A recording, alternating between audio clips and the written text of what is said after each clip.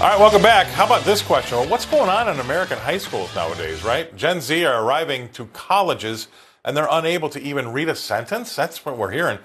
Professors warn it could lead to a generation of anxious and lonely graduates. Now, I'm almost positive our ridiculous reaction to school children being masked and COVID has had an outsized impact on this stuff, but that's for another show.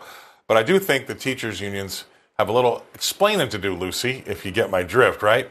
But nonetheless, students are arriving in classrooms basically unable to complete assigned reading on par with previous expectations. It's leaving colleges no choice but to lower their expectations now. Yeah, that's right. Dumb it down for them. That's going to help. So here's what colleges are dealing with. This is a quote. It's not even an inability to critically think, said Jessica Houghton-Wilson, a professor of great books and humanities at Pepperdine University. That's what she told Fortune magazine. It's an inability to read sentences. Wow.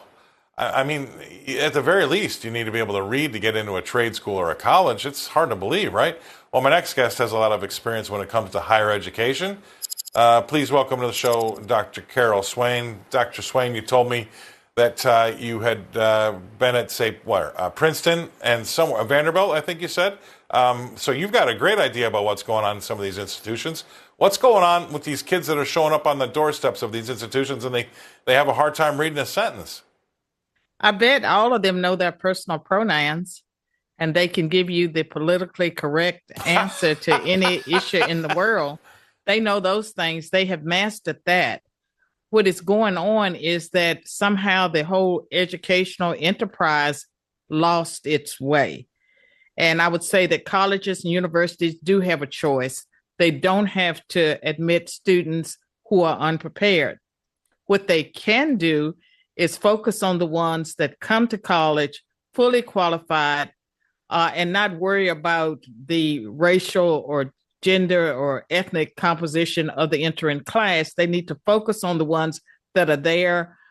Otherwise, they're finding themselves in a situation where they should not be calling themselves institutions of higher education. If you're doing remedial education, you are a community college or worse.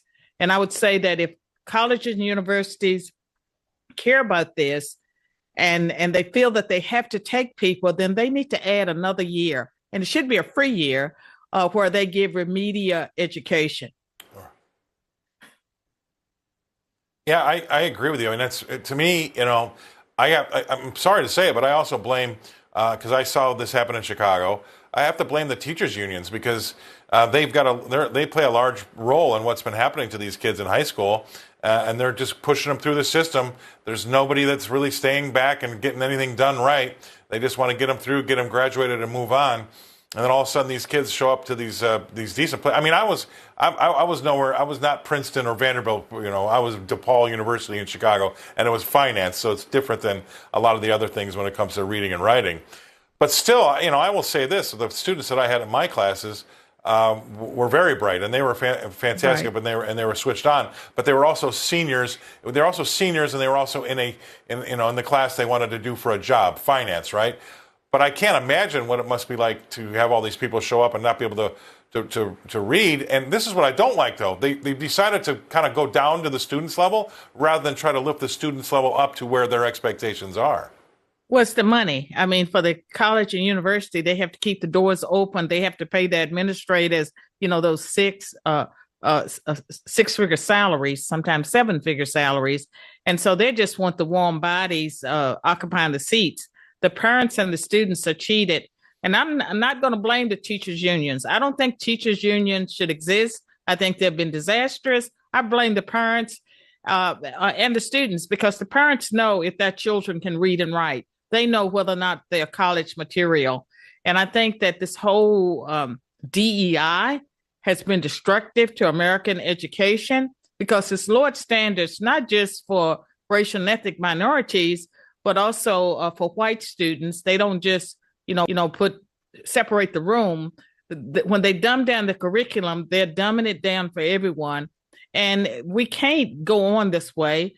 And we have to hold these institutions that call themselves colleges and universities. They take millions of dollars of federal and state money. They should not be taking that money when they're not doing what they're supposed to be doing. They're not fulfilling their mandate. Yeah, I wholeheartedly agree with you, and you make some excellent points there, and I really, really appreciate you coming on because you've got probably the best example of what it's really like and what's really going on, and I think that we should listen to more of what you have to say, Dr. Swain. You got a lot of fans at RFT TV, and I appreciate you coming on to set us straight and what's really going on, and I hear you.